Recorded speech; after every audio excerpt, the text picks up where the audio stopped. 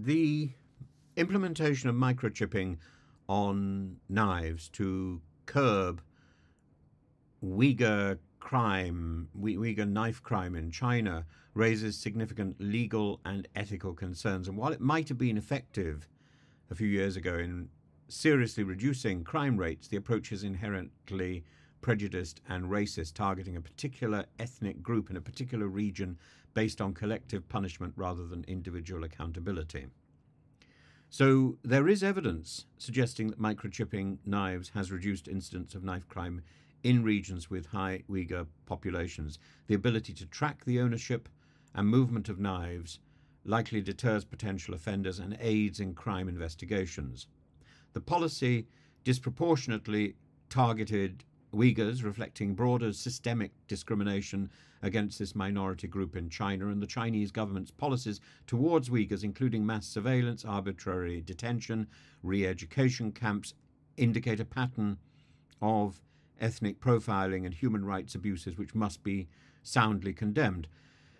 The practice of microchipping knives may infringe on personal freedoms and privacy. It represents an intrusive form of surveillance that penalizes individuals based on ethnicity rather than conduct.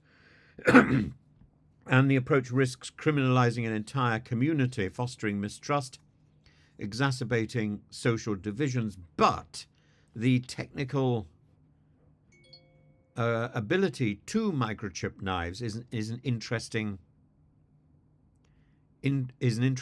instance of combating a rising crime. And while I think the the use of it in China against the Uyghur community, which concerned international observers and human rights organizations, and raised alarm about the wider treatment of the Uyghurs,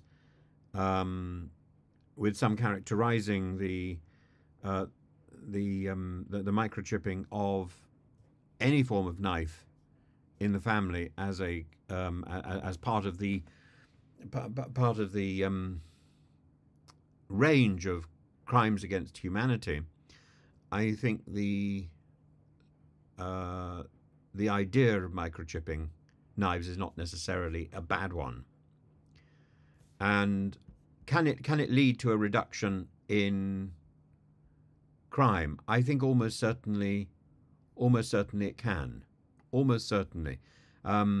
Richard Dorr says putting serial numbers, security codes on knives will suppress knife crime. I think you have to go further than simply putting security codes and serial numbers.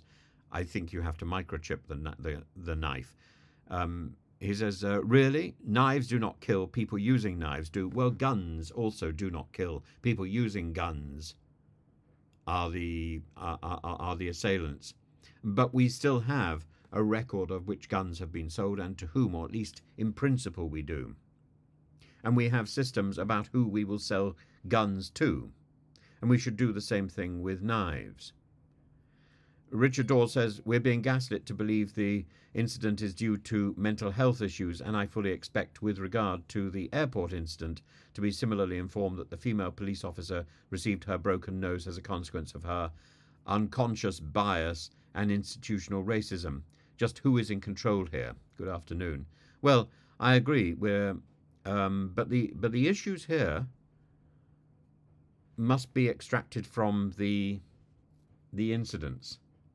So we need to deal with stabbings. We need to deal with knife crime, and we need to deal with police brutality. Now, of course, if you look at the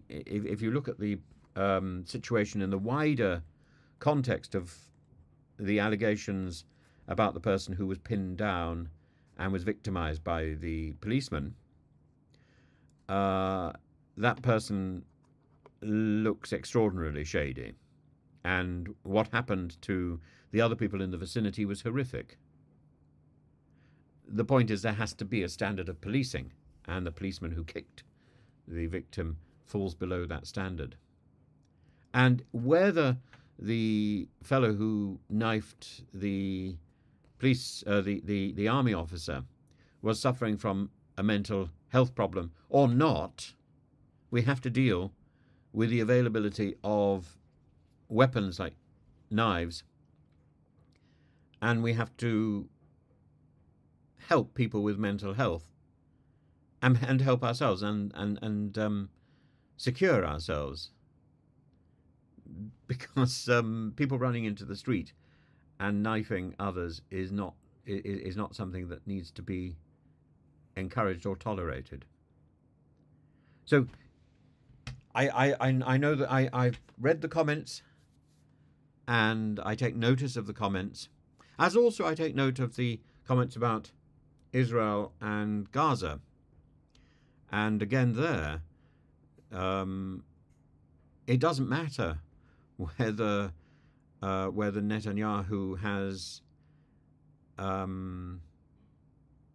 war aims to ensure the eradication of Hamas. That is his stated aim. The problem is that in his attempt to eradicate Hamas, he has gone beyond the protocols that are acceptable, even in the Israeli Defense Force. People have protested, and too many civilians have been killed in the process. In addition, I don't think that his policy was ever likely to succeed.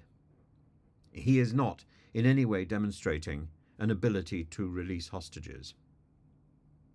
And that is the fundamental problem. And as for eradicating Hamas, he may succeed in eradicating Hamas, only to see a new terrorist group grow in its place because of his efforts as a recruiting sergeant for terrorism itself. In Britain, we had years of dealing with threats from the IRA. I can't say that the British approach was right, but it recognized that a hostile and an aggressive siege was likely to breed more terrorism and more support for the terrorists than a long, protracted and police-driven process of dealing with crime. And I know that Netanyahu wants easy and simple and clear-cut results, but that's not the world we live in, unfortunately. And I think he's crossed the line. I also think that we need to acknowledge and listen to the organizations, the Jewish organizations particularly, who are crying out for the release, for the negotiation to release the hostages. Those hostages have spent too long as the pawns of Netanyahu's bigger military plan. Netanyahu has made a fundamental mistake, and he is supported by people who equally make a fundamental mistake. Should we be supporting Israel? 100%. Should we be supporting Palestine? 100%. Should we be supporting humanitarian aid? 100%. Can we do all three? Yes, we can. Yes, we can. But it's not either or. It's both and. And we cannot pause in our support for humanitarian aid. We cannot pause in our support for the principle that Israel has a right to exist, particularly in the face of the rhetoric and the threats from Iran, which are clear and documented. But at the same time, we cannot stand by and condone the brutality of the attacks on the civilian population of Gaza that has nowhere to go.